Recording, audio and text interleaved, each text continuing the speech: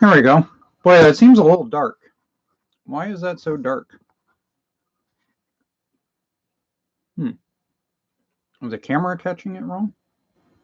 Oh, that's what it is. It's because of the screen behind me. There we go. Okay, that's better. Yeah, when the camera catches too much of the screen behind me, apparently it darkens out. It's interesting to know. All right, sorry I'm sitting here munching.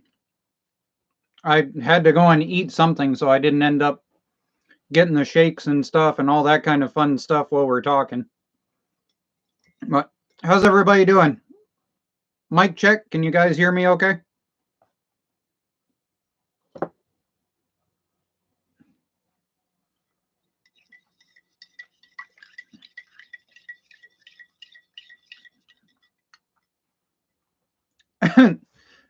Joe the Mower Man, can you try that again? I'm really not sure how to translate that one.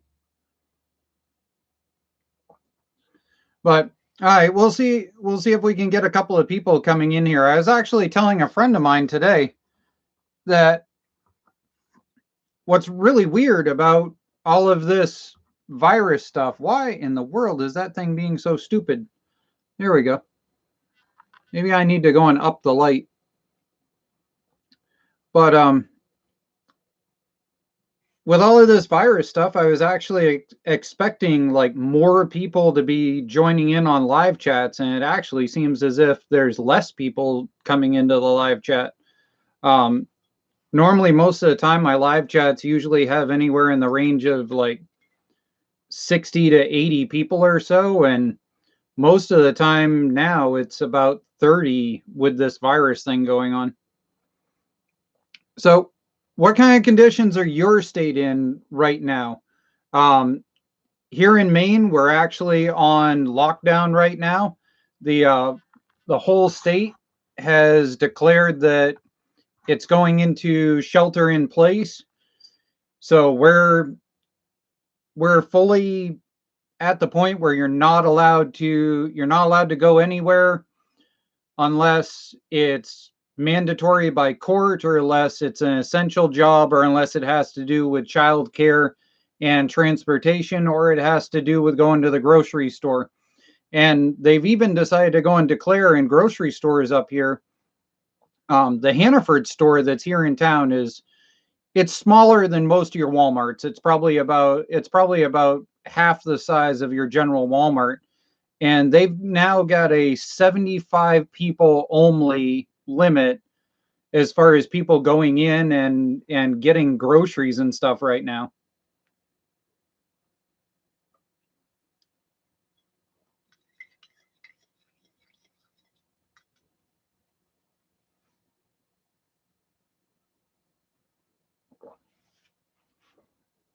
But so, on news related to more fun stuff, just before the state shutdown happened, I did manage to go and get a hold of a couple of tractors on tractor hunts. I've got a tractor hunt video that I should be able to finish up and get posted probably most likely Friday. I've got another tractor hunt video that is taking a little bit longer to finish out, and I should have that one out probably Sunday or Monday. So I'll have a couple of tractor hunt videos out. The Postal Service, FedEx, and UPS have declared that they are going to continue package delivery during this stay-at-home self shelter, whatever, shelter in place. There, that's the term I was looking for. They have declared across the state of Maine that they are going to be doing delivery.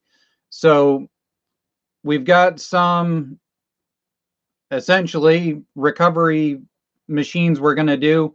We've got the orange tractor that's out on the front lawn that was not parked there when I left here, and it sure didn't look as weird as it looks now on the deck, and a couple other things. So we're going to try and resurrect that one. We've got a hidden tractor underneath the front porch that was my father's that you guys haven't seen on the channel in over 4 years, I think, at this point. I think it's been stashed underneath that front porch going on 4.5, 5 years at this point. So we're going to be pulling that one out through. That one's a weird tractor, actually. It's a year of Craftsman that they made very drive transmissions in, but they're not like an MTD transmission. They are plastic. It's actually a two-piece plastic transmission that's variable drive on top, and really weird transmission. I get a lot of hits on that old video because of it. So yeah, we'll probably go and see what we can do there.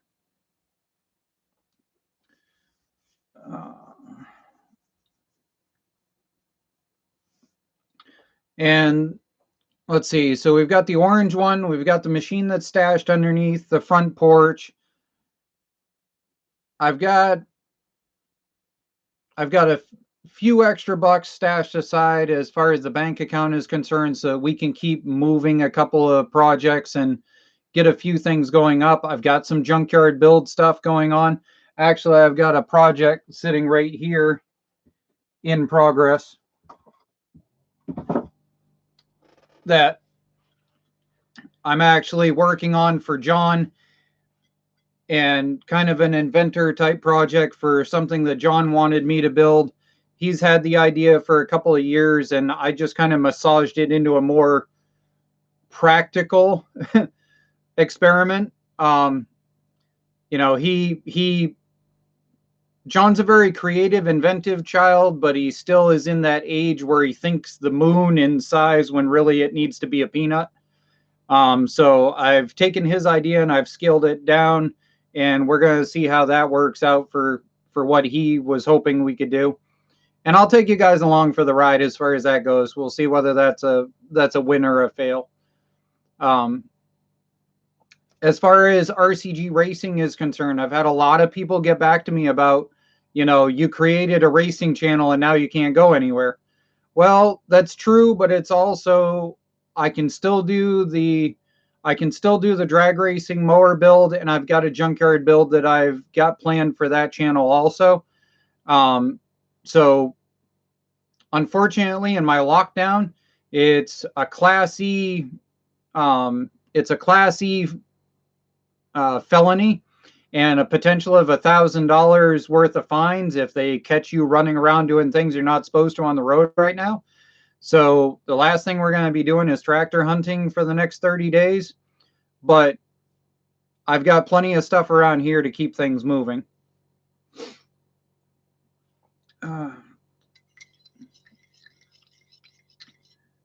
Changing the oil in a push mower. Yeah, push mower oil changes can be really easy, or they can be absolutely unpleasant as all get out. It really depends on how they were designed. I absolutely don't get along with push mowers most of the time.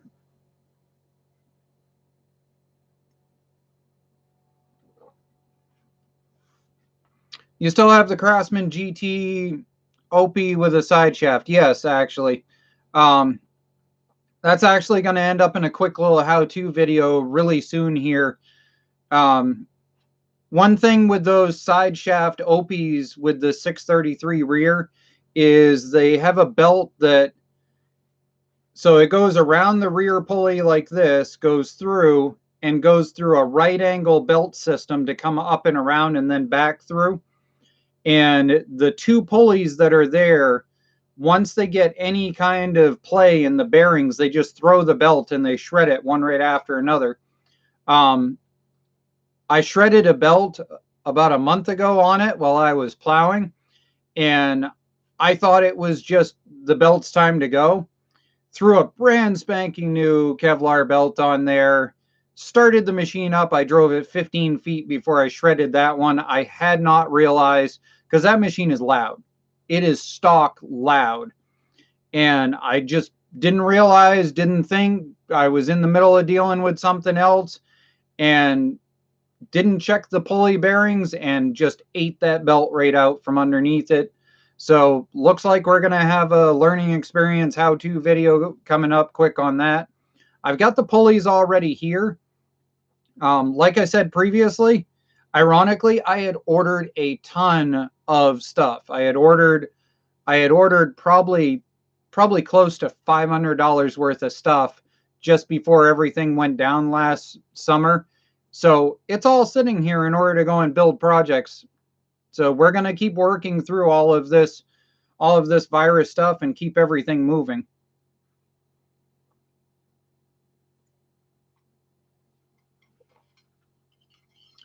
How's the catfish Jojo? Jojo actually passed away almost about 3 years ago now. And unfortunately, that was due to me dealing with other people's stupidity way more than I should have had to, and I lost track of his tank and his filtration cycle, and he ended up going through a massive spike in toxins in the tank because I missed a filtration cycle, and it killed him. Jesse actually remembers Jojo, and we've talked multiple times. Hey, there's Jesse there. Love you, honey. I hope you're doing good at work. Jesse and I actually have talked about Jojo many times because she remembers Jojo from back when he was only about, I think it was 18 inches when the last time Jesse saw him. But even then, he still would come up. He was trained. And he was trained in order to come up for hot dogs. You could pet him on the top of the head, and he would come up and he would eat hot dogs really delicately out of your hand and everything. And oh, she says that he was 20 inches at the time. Yeah, he had just gotten moved into the downstairs tank that I had built and everything. So yeah, it when I end up in a more permanent situation, because it was Jojo took a lot of space, and he took a dedicated area, and there were many problems we ran into over time that to do it again, I wouldn't raise another one unless I was sure that I had a designated built specifically for it location. Something like a pool table, game room, family room with an integrated wall tank on the side or something like that, with its own filtration room next to it or something. Yeah, but it is what it is. Would I do it again? Sure. If I get into a situation where I'm in a designated location that I know is going to be built for it, I would do it again. In the current state of things, I definitely don't intend to go and take on any endeavors of that nature anytime soon.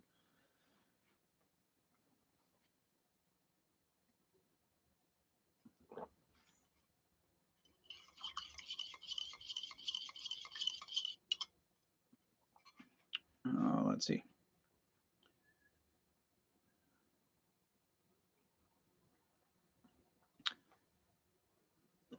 All right.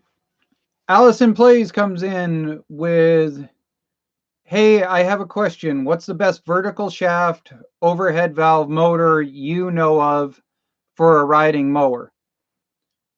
See, the problem is that all becomes personal preference. I will tell you, after 7 years of doing this every single summer, that there are certain motors that tend to be easier to work with as far as riding mowers are concerned and dealing with them. As far as reliability and stuff like that, I don't care what anybody says. If you got a 15 horsepower Kohler and you got a 15 horsepower Briggs, and they both are treated wrong, they're both going to explode. If you treat them both well, you should get hundreds upon hundreds of thousands of hours out of them and be perfectly fine. And that's the same thing that happens with cars and trucks and all of that kind of stuff. There are certain brands that are just plain, there are certain machines that are just plain easier to work with over the years. 17 horsepower Briggs single cylinders. They're a dime a dozen. Parts are a dime a dozen. They're interchangeable with so many other different Briggs models that you can find parts in just about any junkyard environment out there.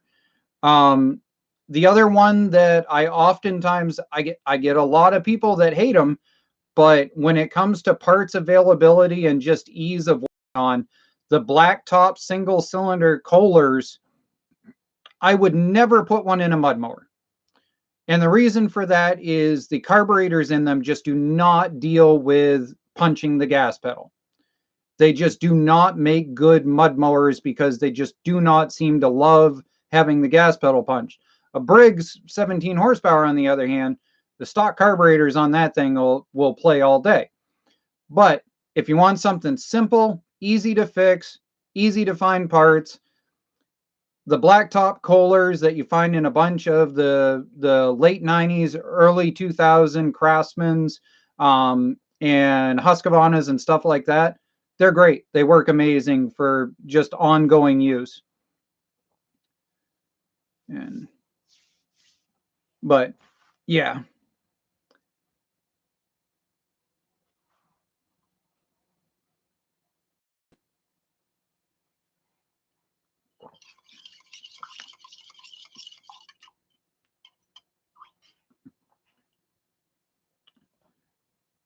Wow, Ryan, you got a 3-foot one?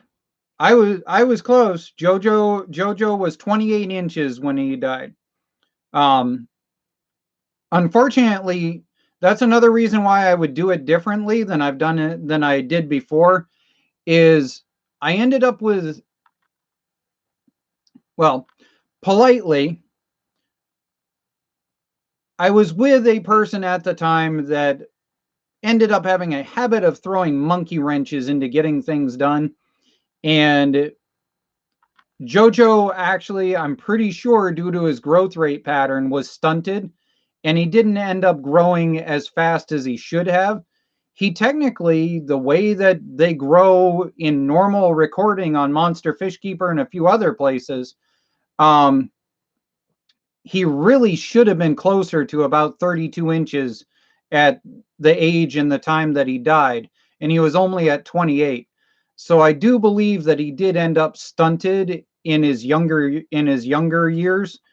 And so that's another thing that I found dealing with him, was that if I was going to do it again, I would already preemptively have the progressive tank setups to be able to punch him up through the tanks on time instead of progressively buying into or making tanks as I went.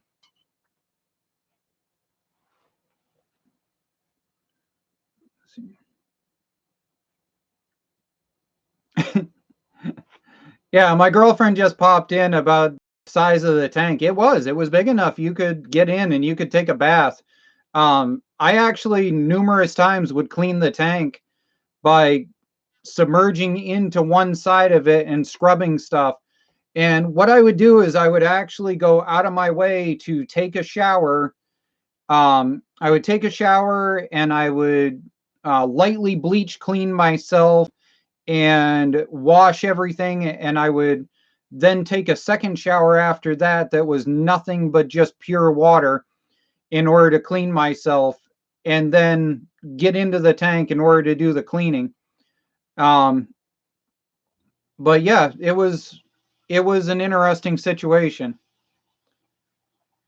Do you still have the pic of me feeding him? I'll have to look into it. I'm not sure whether I have that picture anymore or not. Unfortunately, I had somebody in my life that was rather malicious, and so we'll see whether stuff like that still exists. But anyways, moving on. Let's see.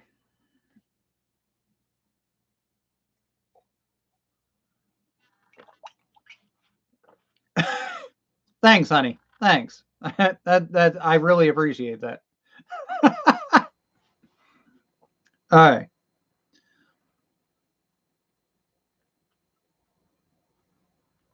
I want to join the conversation if everybody stays 6 feet away from me.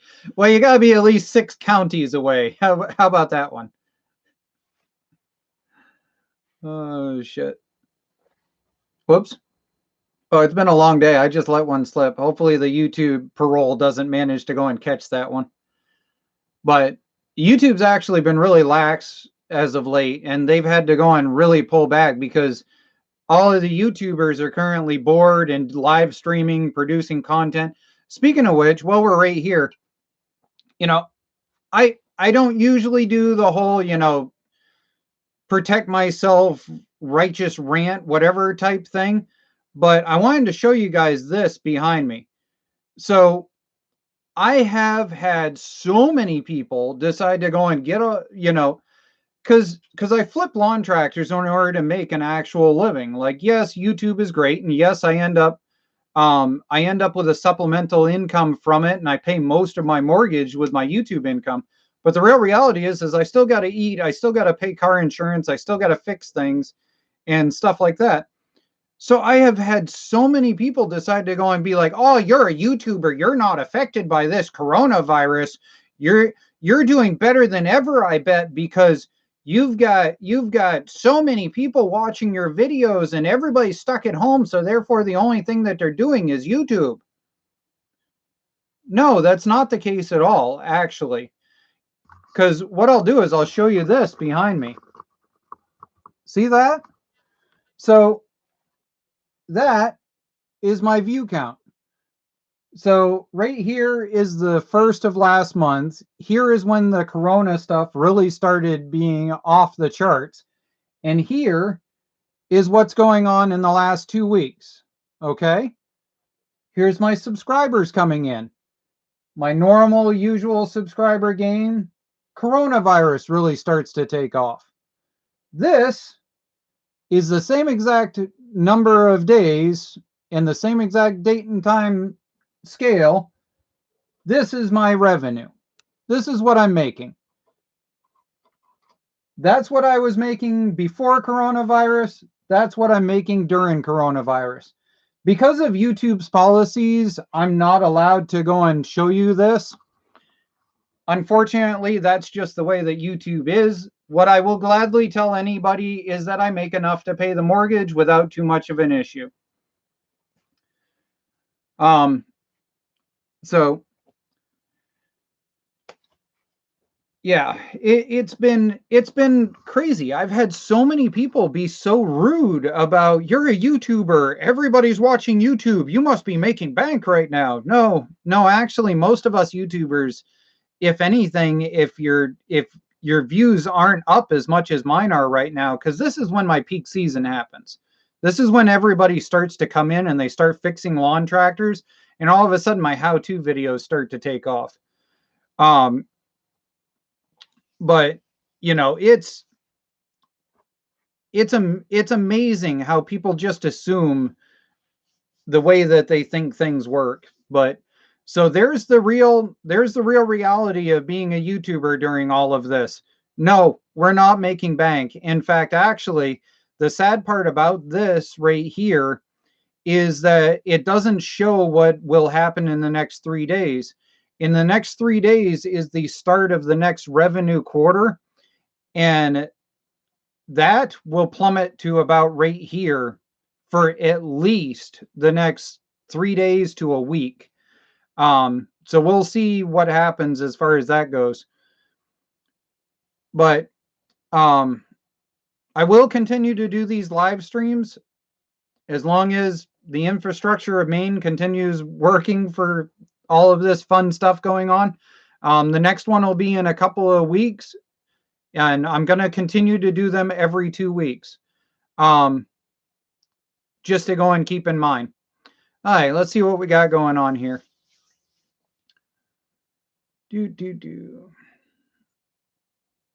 I've gotten 2 free mowers this year, but people want crazy money if I buy them.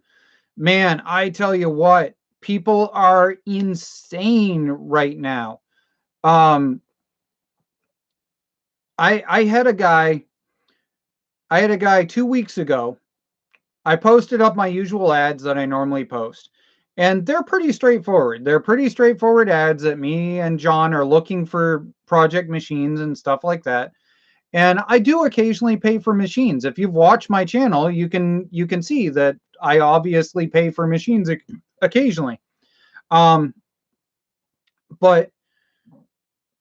the funny thing is I had a guy get a hold of me. He had what was it? It was a Kawasaki Husqvarna with a hydro rear end, and Kawasaki first of all, which means right there you've got a motor that just you pay buku bucks for every stupid dumb thing on it. It wasn't even on the machine.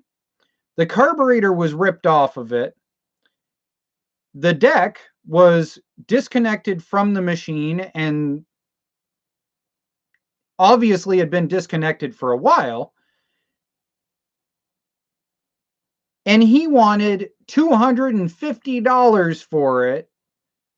Well, telling me, I'm sure it'll work for somebody like you. Well, yeah, it probably will work for somebody like me.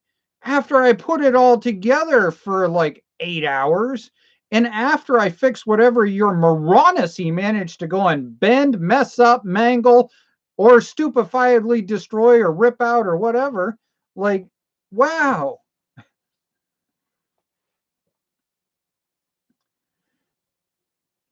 Love you, Jesse. Have fun at work. I'll see you in an hour or so.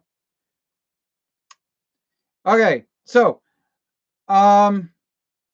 yeah, it just was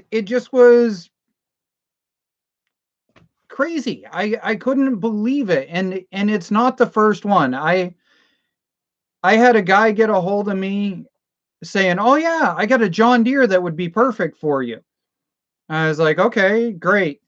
Because for some reason everybody seems to think that everybody should have a father-son project of a John Deere lawn tractor. I haven't quite figured out why that is, but whatever. I get them all the time. And at this point, the moment I see the word John Deere, I just go, "Yep, here's one of those people."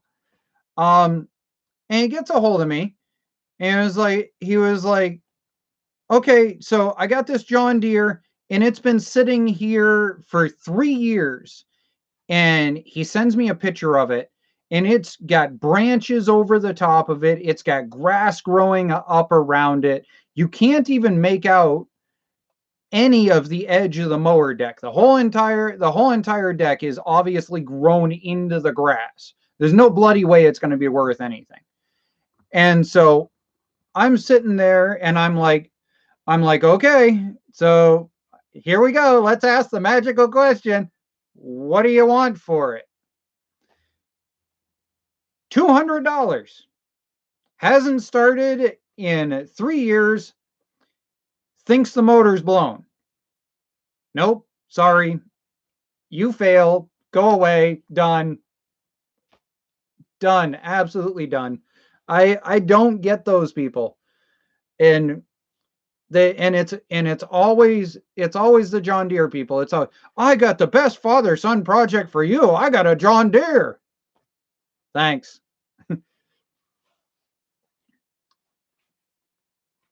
All right.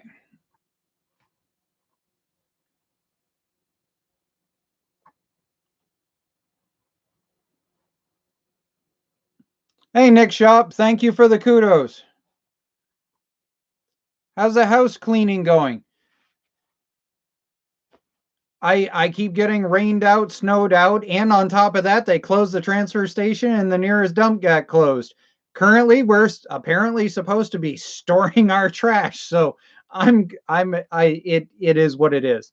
Um, well, actually, technically, the transfer station is open, but they're not doing any recycles.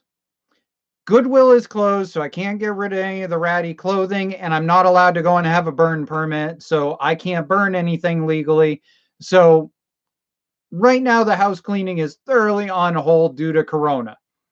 If I was still a drinker, I'd say it was Corona time and wait, but as it is, instead, we've got Canada Dry Bold Ginger Ale.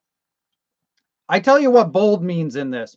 Bold means that it's really crisp and it gives you a sneezing fit at the end of trying to drink it. If you've ever had Jamaican ginger ale, it tastes a lot like Jamaican ginger ale. I like it, but the sneezing fit that it tends to give me is not something that I care for. So we got about 30 more minutes worth of me babbling, so we'll see if I end up sneezing.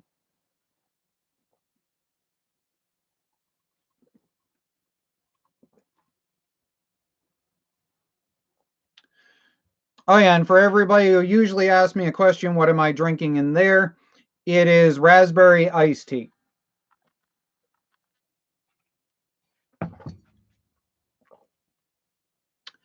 Second Chance Mowers. Oh wait, nope, wrong one. Jeffrey Swank. Oh, I bet you got suave comments. Jeffrey Swank, what's your thoughts on K Series Kohler motors? Okay, I'm gonna give a reason for why my answer is the way it is. Okay, I rebuild machines to flip to sell to make a profit. K Series motors up here in Maine, K Series motors, and I'm assuming you mean like the K301 and stuff like that, that came in like Case and John Deere's and things of that nature. The K Series motors up here in Maine, they're notorious for eating oil, and they're notorious for throwing rods right through the back of the motors. It's very rare that I get a K Series motor that's rebuildable. The second problem is they're not financially worth it to rebuild to sell. Anytime I get a K Series motor, I usually throw it up on the marketplace or I throw it on the Craigslist for 20 bucks for the motor core. I don't know anything about it. Come get it. It is way more profitable for me to dump that thing for 20 bucks and for me to slap another motor into a machine if it's worth rebuilding. The other thing about a K Series is that they're in machines that are so old, they're not worth trying to rebuild to flip. So when I get a machine that's old enough, it's got a K Series in it, usually what I do with those machines is I usually mark them about 50 bucks over what I got them for. If I got it for free, I take my gas money and what I spent on food that day and I add 50 bucks. And I throw it up for sale, and the first person to offer me even close to that, I sell it. They're great restoration projects. They're just not worth rebuilding to be able to sell at a profit. There are certain vehicles that are like that. Fieros. Fieros are one of those vehicles.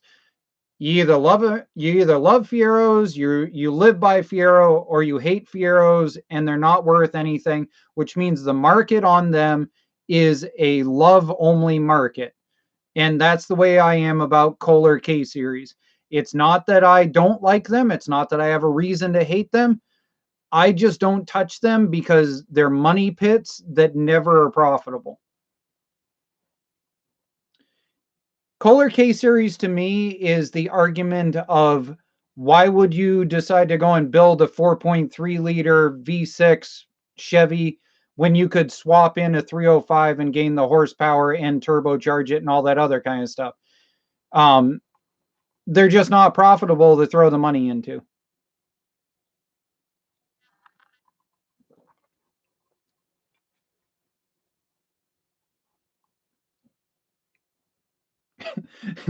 Joe the Mower Man, probably because the John Deere mowers repairs all require two people to do anything because of engineering.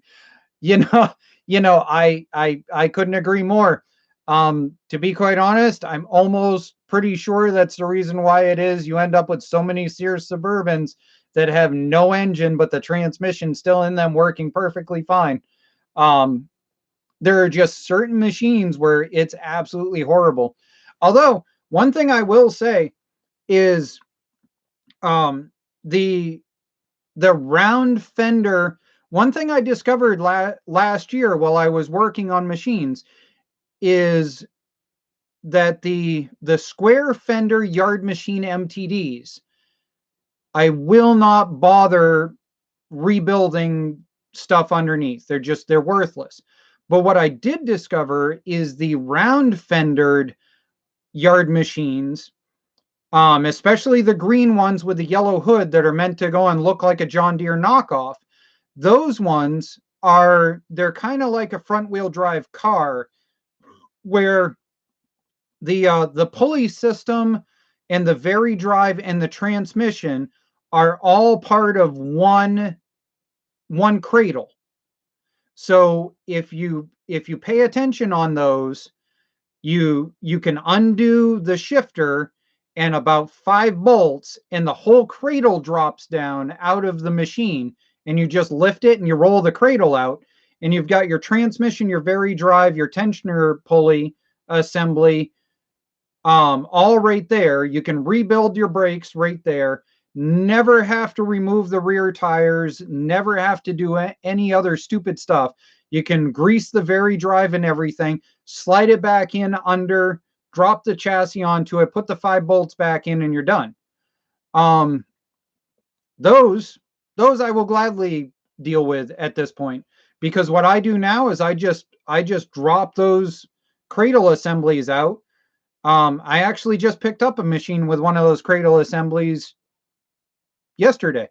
And I just drop those cradle assemblies out and I roll them off to the side. And when I get one that comes in where it's got some finicky, stupid thing going on with the vary drive, the clutch assembly, or the transmission, I just roll another cradle in underneath and jack it up, drop it down, and bolt it in. I'm actually really impressed with those, to the point that I actually pay money for those chassis now.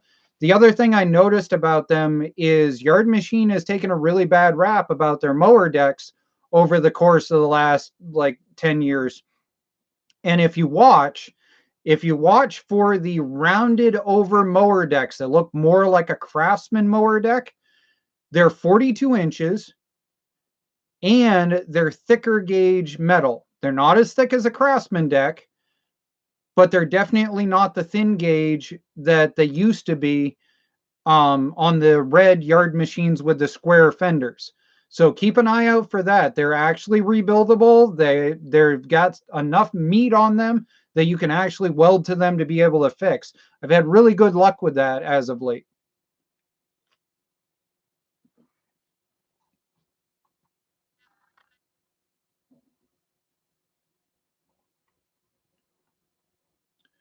I just got a Gravely rear engine shaft driven mower for free, but had bad steering rods. Well, bad steering rods is par for the course. That's easy. Seriously, one of the best things I ever did with mud mowers was I switched over to running those small Heim joints that I have featured in the mud mower build videos there. If you go to the playlist for Mud Wizard and you check the links, I've also got the left-handed screw thread link in there also. Man, switching over to running those was the best thing that I ever did, and I bought tons of them. After that, I ended up buying 2 extra bags of them along with extra nuts and stuff. I've used them on hundreds of different things. Absolutely, totally worth it. Invest the money, get them. It saves you so many different headaches, and they're a universal 3/8 hole. And just about everything you can drill out to 3/8, or you can weld a really solid washer at 3/8, or you can do something in order to make a 3/8 hole. They work amazing. I'm absolutely sold on them.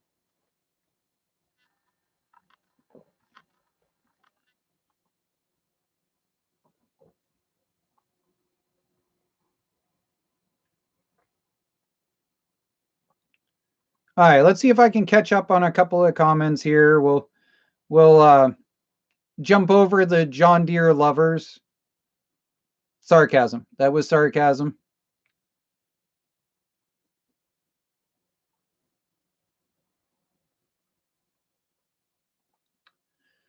I'm getting a older Simplicity Broadmoor soon.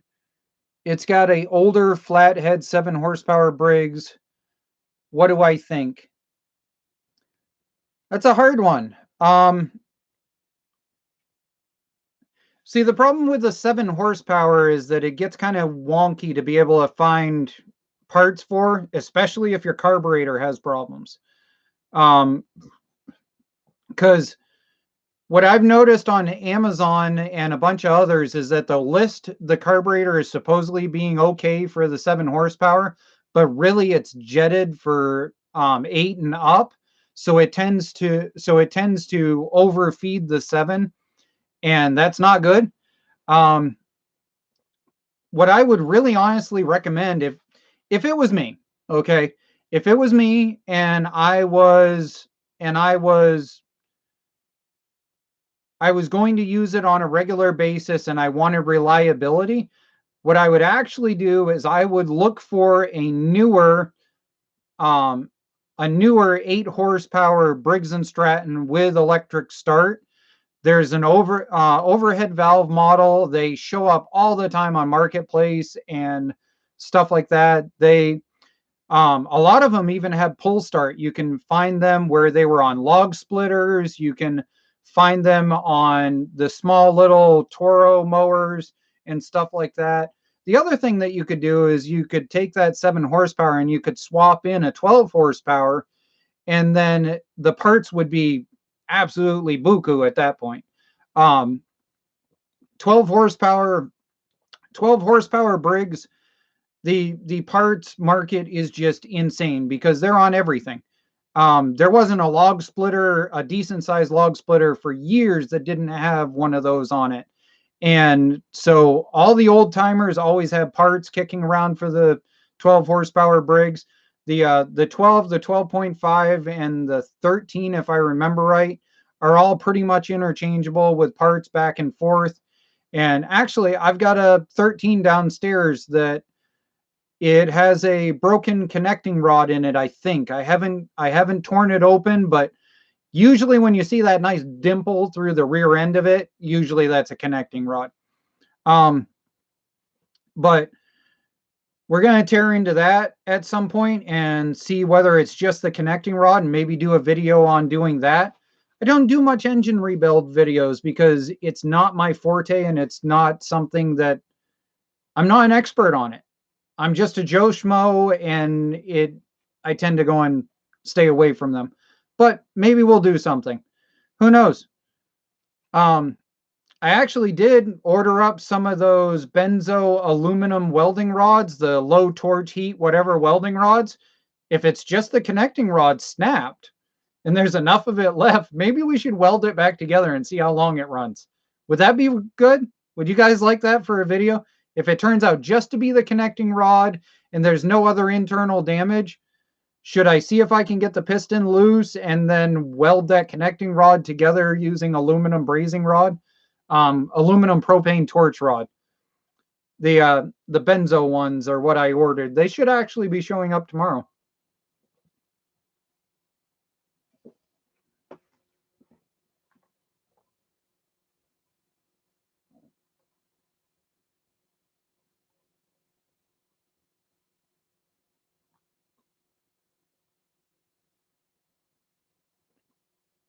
Yeah, Nick Shop just came in on that Kohler comment.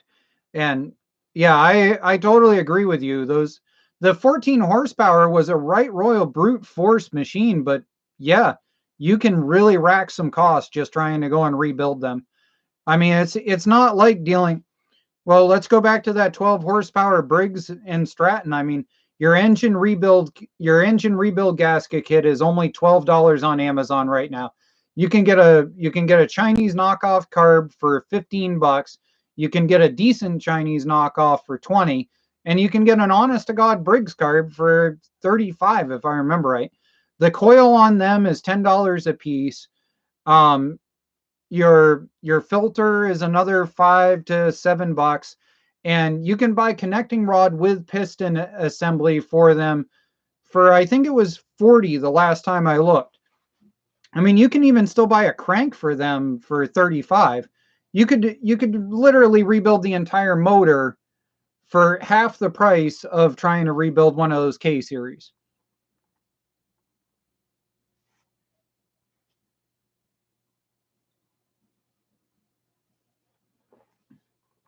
Okay.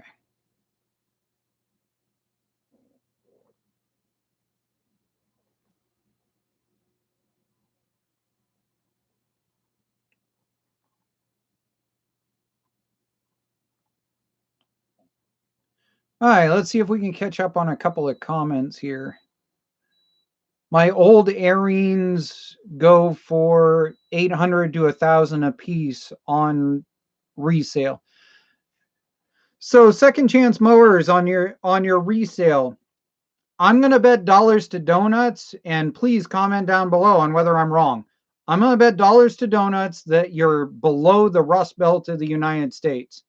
And the reason why I say that is I deal with a lot of guys that are in the northern area going back and forth. And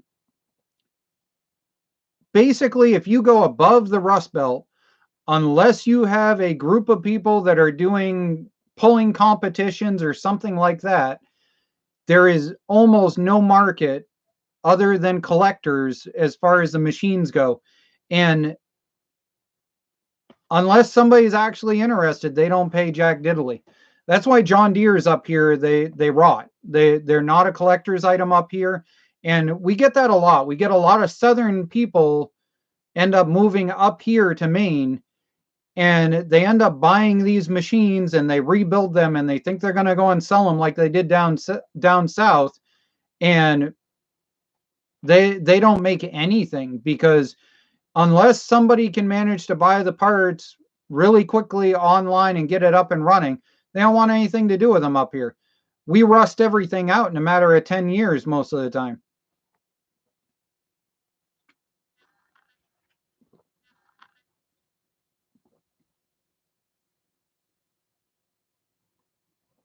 Are we ever going to see the Monte Carlo? Yes. The Monte Carlo is going to get dug out some point during this month. I mean, I'm stuck home for 30 days. So, of course, the garage is going to get gutted and the Monte Carlo is going to go and get uncovered. The thing, the Monte Carlo is really, really emotional for me. It's a very straightforward, honest statement that the Monte Carlo has become a barn find in my own garage, because I was such an alcoholic when I bought it that I literally don't remember tearing it apart. I am going to have to go through that Monte Carlo and systematically find out what it is I screwed up when I was so drunk that I don't remember what I tore apart. It's going to be really emotional for me. It's going to be really hard for me. As an ex-alcoholic, it's really high on anxiety making and everything when you have to face the things that you screwed up because you drank as much as you did.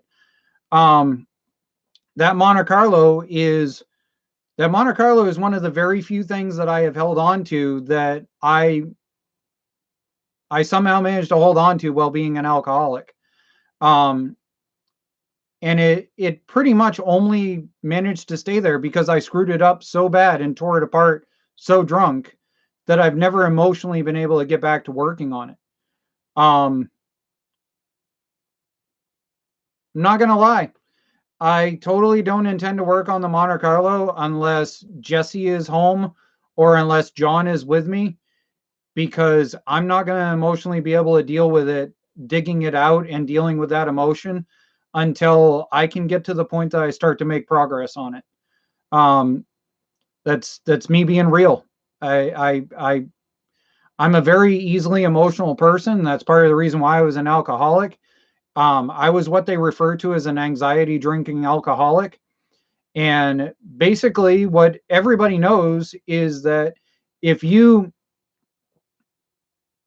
have anxiety, you have a couple of drinks and it ends up dulling your anxiety and you feel better, and therefore you might ask out the girl that you've had a crush on, or you might decide to go jump your four-wheeler off of a cliff, or you might decide to go and jump your mud mower into a lake or whatever.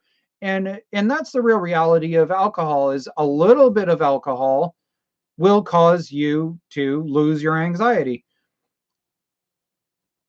The problem is when you become an anxiety drinker alcoholic like I was, at a certain point you begin to develop a tolerance to alcohol that it no longer lowers your anxiety. So you perpetually continue to keep drinking to lower an anxiety that will never ever lower. And that's what I was. And I openly admit it, and I talk freely to anybody about it. And while we're on that right now, if any of you ever need somebody to talk to and you want to go and send an email for some advice or just somebody to bounce some ideas off of or somebody to talk to, please feel free to send me an email at any point. Maine is in the state, mudmower@yahoo.com. Feel free at any point to go and send me an email, even if it's just to go and, bounce some ideas or talk about it, or even if you just want to write your story to somebody just to be able to go and get it off your chest without being judged. Because I tell you what, I understand what it's like to go through that. So rolling back to the Monte Carlo, I plan to start tearing apart the garage as soon as we can manage to go and get into constant 45-degree temperatures. I still have my finger messed up from the mud mower flip. It's never actually fully healed because I keep being stupid and using it and going out in the cold and flexing it and pulling it again. Every time it's almost starting to heal, I end up, me lift it and I pull it again and it swells back up. I've also got the start of arthritis and carpal tunnel in both of my wrists because of being a computer tech for as many years as I was. So it's hard for me below 45 degrees. But as soon as we're above 45 degrees, we're going to gut the garage out. We're going to clean down through. I really want to take everything and just flush the garage. Once this Corona thing is over and done with, I really want to take the furnace that's in there and the wood stove assembly and everything. I want to rip all of that out. I want to get a hold of a trailer furnace or something that's smaller, or a roof hanging furnace or something like that. That way I can get my space back in that location and eventually have a dedicated sandblasting cabinet back there for being able to work on stuff. And I also want to be able to go and have a powder coating station at some point. I want to do a homebrew powder coating station, something along the lines of probably 3 foot by 3 foot by 3 foot, and build it out of an oven. I've had a lot of people get a hold of me about how they'd like to go and be able to do a basic powder coating process, and that's really not out of the realm of doable home items. So I'd like to go and try and take a crack at being able to do that. So yeah, that's where I'm at with that. Is in the next couple of weeks, once we get up over a certain temperature. The other thing is I don't have an outside storage area right now because my tarp assembly isn't up out in front of the garage. I ordered and just had the tarp show up for that yesterday. I'm also going to be reinforcing over the top of that with chicken wire and stuff that was left around here. And that way it doesn't sag as much as it usually does. And we're going to see if that'll definitely make a change. I also intend to go and weld a couple of things on it and change a little bit about how it's set up. So we need to get that done first. All right.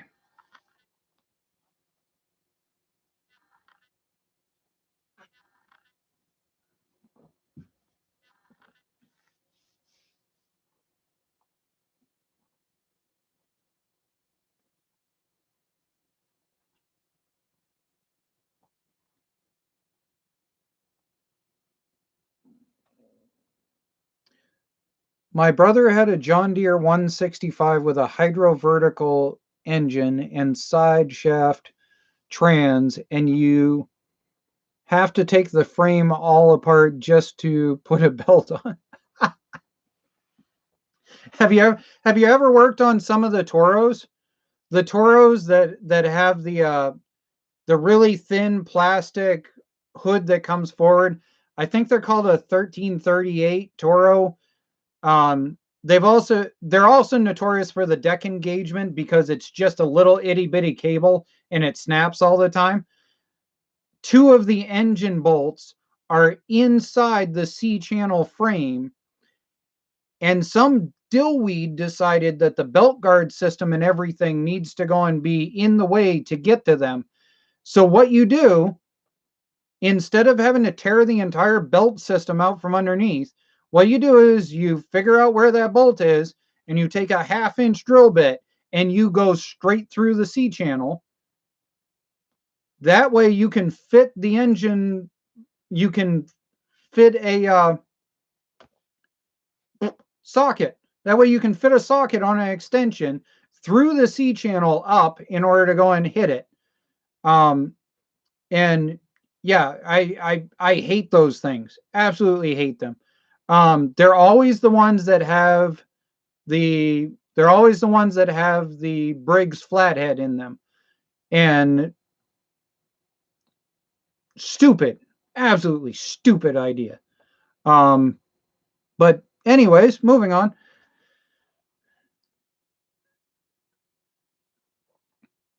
Let's see.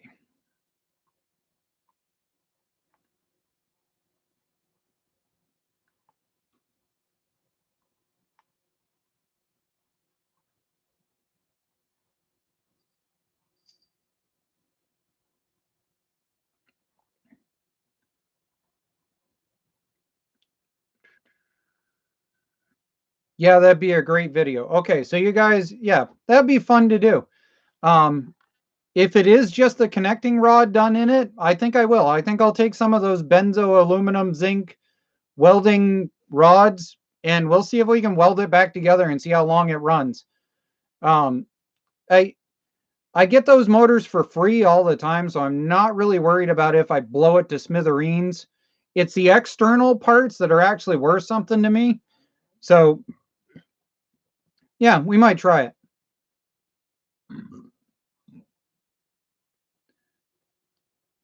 Got ginger ale burps.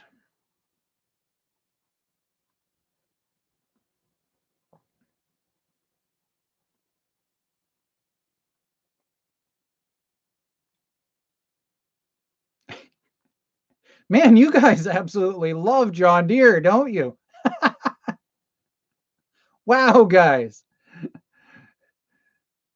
Yeah, and the Kawasaki 13 horsepowers with their stupid sensor that goes to the flywheel or something like that.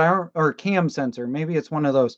I don't remember. It's like a $36 part that just dies for no apparent reason other than God sneezed the wrong way that day or something. What year model is your Monte Carlo? My Monte Carlo is an 84. I actually learned to drive on an 83. Got pictures of it here somewhere. I showed a bunch of pictures in a recent video, but I learned to drive in an 83 SS with T-tops. This is a 84 that some glue gun idiot decided to go and cut a big giant hole in the top and put in a moonroof in, and they did a horrible job. The interior is gone. It's absolutely rotted out crap because it was left in a barn with chickens at some point, and it was left with a window down. So the interior is just done for, and we'll see what we can do there. The front seats are just a waste of time, I'm pretty sure. But the back seat, I think I can reupholster long enough to be able to use it till I can do something else. But yeah, as far as the roof is concerned, I'm just going to weld something across there and sheet metal it back over. Monte Carlo shouldn't have a moon roof as far as I'm concerned.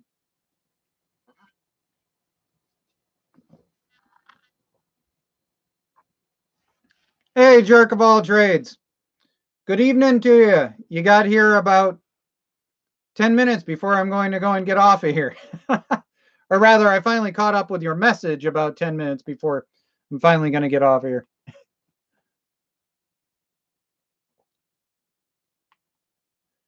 Oh, good. You got your stickers and stuff. Yeah. If the other four, if the other four people are here that got stickers, that sent emails for stickers, I did manage to go and send out the stickers, but it was late. Our postal here has been messed up because of the virus, and now it is most definitely messed up because of the virus.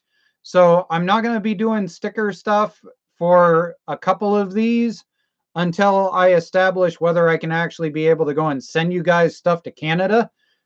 Because inevitably, every single time that I do a sticker giveaway, I end up with at least one or two of you that's in Canada, and I have to go get those envelopes done at the post office. So in order to keep it fair, I'm not going to do a sticker giveaway until after I can actually be able to send stuff to Canada.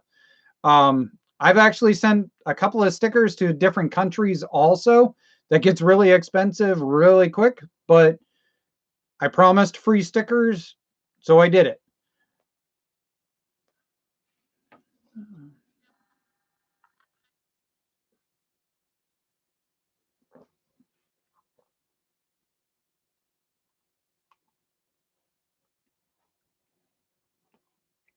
What kind of furnace could you mod it and hang it from the ceiling? It's a really big, giant, like early 80s, I'm betting, furnace that I have in the back of my garage right now.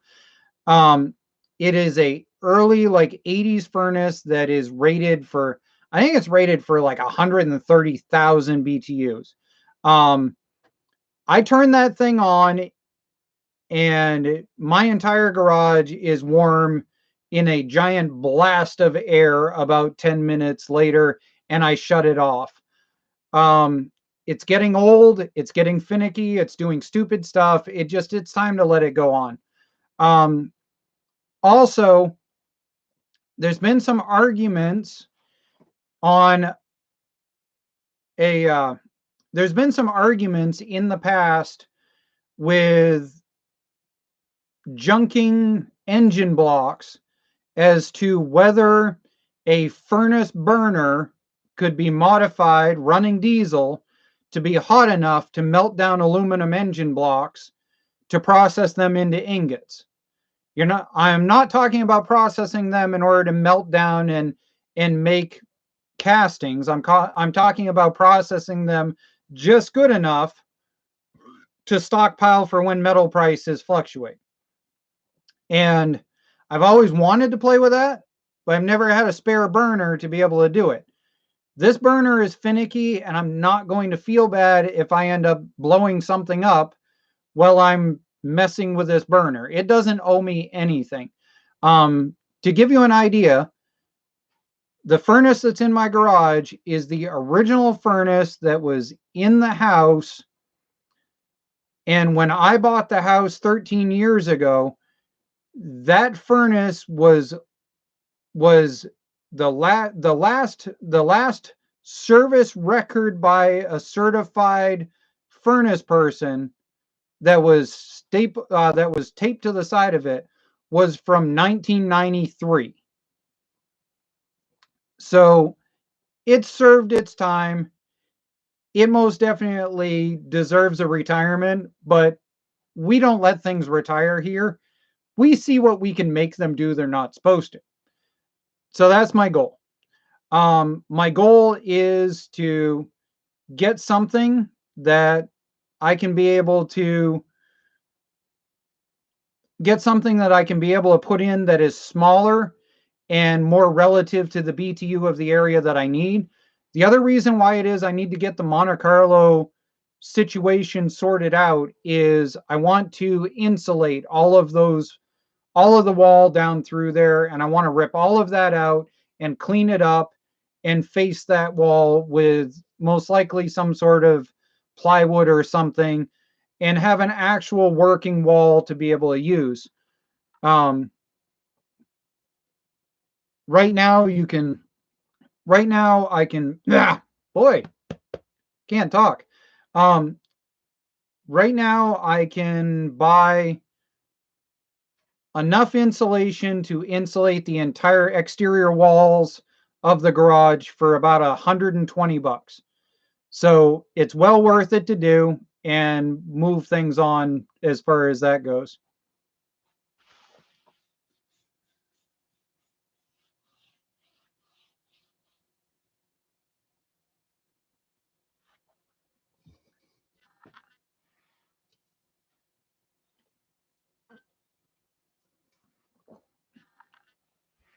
Let's see. Yeah, Lauren had an 86. I remember you saying that at one point. That was a good year too. You know, any of the Monte Carlo years that actually had rear wheel drive are cool as in my book. I like the older 70s ones and stuff, but they're too boatish for what I like. I like the SS80s look. I like that curved front nose and stuff. And I don't know. I personally, those blacked out or in candy apple red, far as I'm concerned, just look absolutely gorgeous. But everybody has their personal taste. So, you know, to each their own.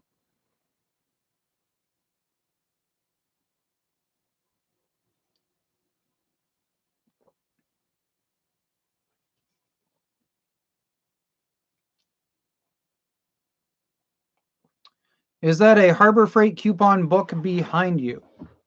Yes. Those are my two favorite books that I end up going through all the time.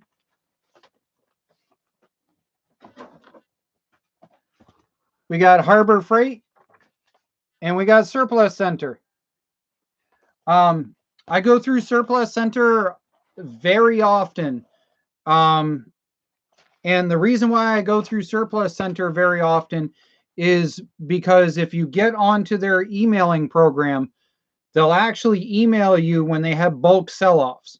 So what Surplus Center does is when they first bring in a group of items, let's say it's lawn tractor wheels. Okay.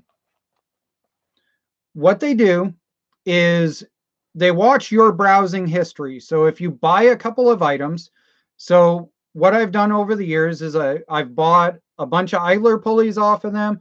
I've bought some tires off of them, and I've bought a bunch of pulleys off of them and stuff like that. And I've bought a motor off of them. I bought an engine.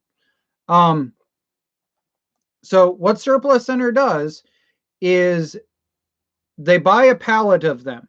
They mark them at a certain price and they try and sell them at that price.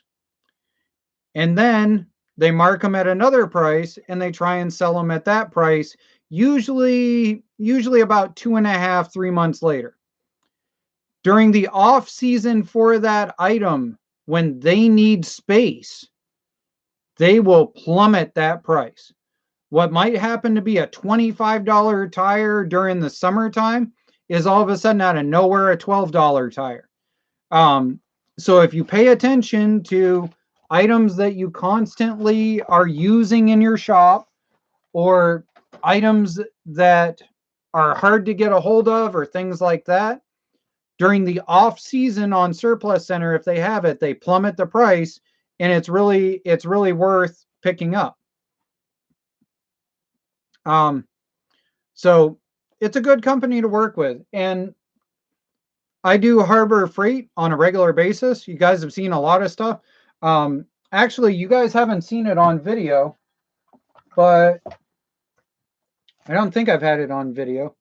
I actually bought the corded version of this. And I haven't had it on video yet, but it will be soon. And that thing is absolutely amazing.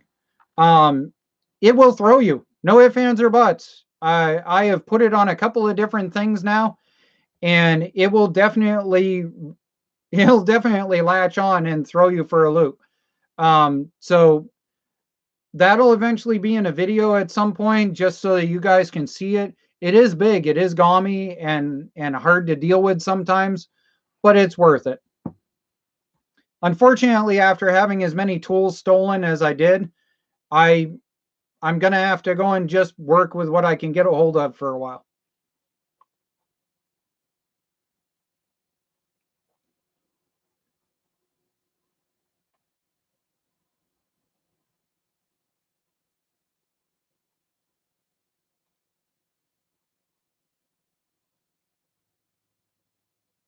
Okay. I have a Briggs opposed twin with a leaking lower crankshaft seal. Do I have to buy a new one, or can I use another good one from a parts OP that I have? No, do not ever reuse those seals. It is like $5 to buy one. Do your research. This is my public service announcement of don't be dumb. Um, Seals like that, once they actually go up in, they get pressed in and they conform. And so if you pop it out, it's conformed into that space. It may not actually fully seal into the next one. It's $5-6. Don't be dumb about that. Take your model number of your engine, go to partstree.com, look up your model number on there. Find the exact model number that partstree.com has. Without question, they are definitely the most knowledgeable as far as places like that go. Copy and paste that into Amazon, the part number. Do not copy and paste, OP camshaft seal. The part number and the part number only. If you go on Amazon, I guarantee you find one for like $7, $8 at the most. Most of those Briggs ones, you can usually buy a rebuild kit for like $20 that has it with it.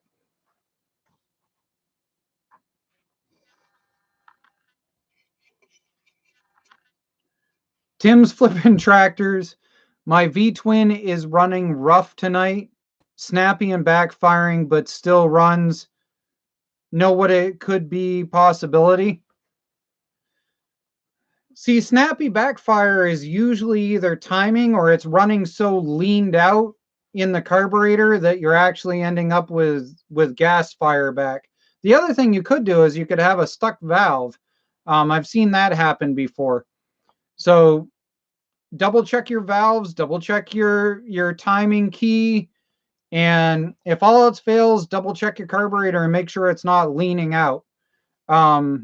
If it does it consistently for a certain period of time, that's the other thing you can do with something like that. Unfortunately, it's really not the most brilliant way to diagnose whether your carburetor is having problems or not. But what I've done when I've had a problem child engine that I just can't figure out what in the world is doing, I pop 2 brand spanking new spark plugs in. I run the thing being stupid for a while. I pull those 2 spark plugs out and I compare them in order to check them against the spark plug charts that are available on all kinds of different websites. And especially if you're dealing with a V-twin or an OP, the problem with V-twins and OPs that singles don't tend to have is you can have an entirely different firing problem in one cylinder to what you have in the other. And case in point, I had a twin carburetor Tecumseh that I was working on, and it had a stuck valve problem in one side, and it had a carb, because it was twin carb, it had a carb on the opposite side that was flooding the engine. So usually if you stuff 2 brand spanking new spark plugs into it, you can run it, let it char, let it blacken, let it do whatever it does to those spark plugs for a little bit, and then unscrew them, check them against a chart.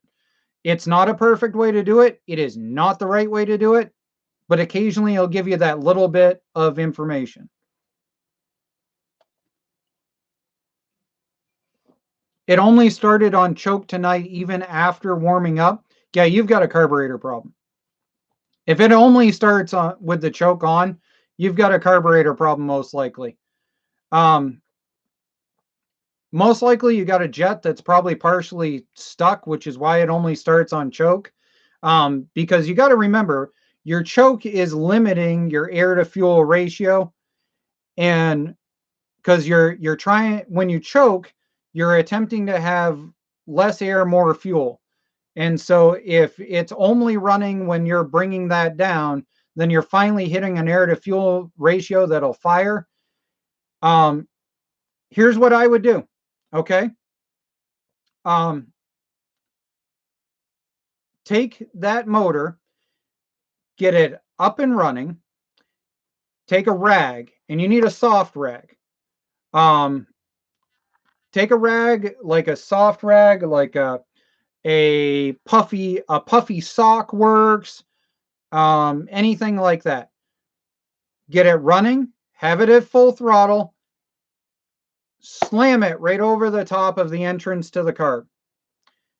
That motor is going to bog and die, but at that time, it's going to pull straight up through the venturi of the carb.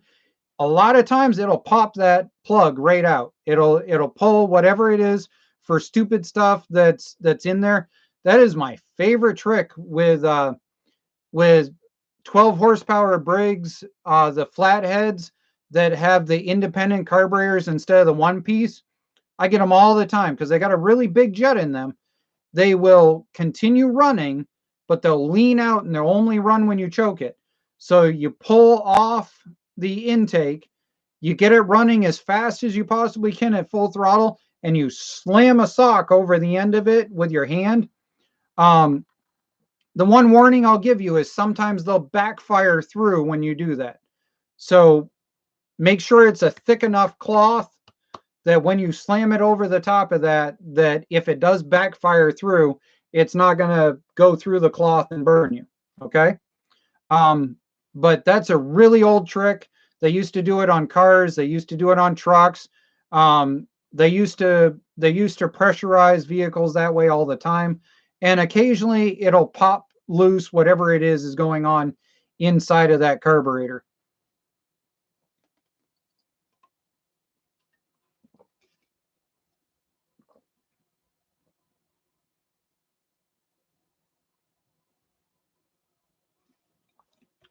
Yeah.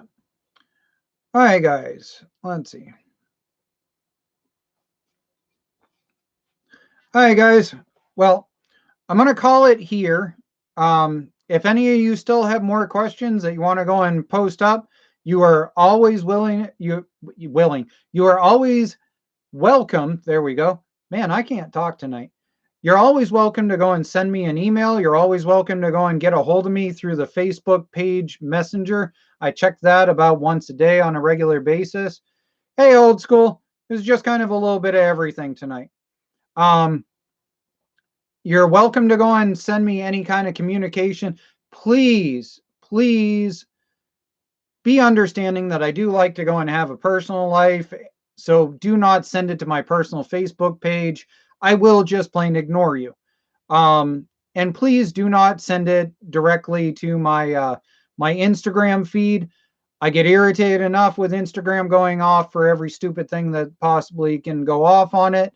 So I keep that messenger to just my girlfriend.